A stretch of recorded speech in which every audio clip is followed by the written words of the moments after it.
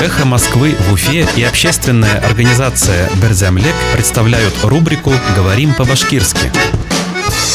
Отравить. Ағыулау. Отравить писателя. Ядоусыны ағыулау. Отравить писателя. Ядоусыны ағыулау. Писателя Дмитрия Быкова могли отравить сотрудники спецслужб перед полетом в Уфу. Өфөгә осор алдынан махсус хезмәткәрләре ядоусы Дмитрий Быковты ағыуларга мөмкинчелекләре булган. Писателя Дмитрия Быкова могли отравить сотрудники спецслужб перед полетом в Уфу. Өфөгә осор алдынан махсус хезмәткәрләре ядоусы Дмитрий Быковты ағыуларга мөмкинчелекләре булган.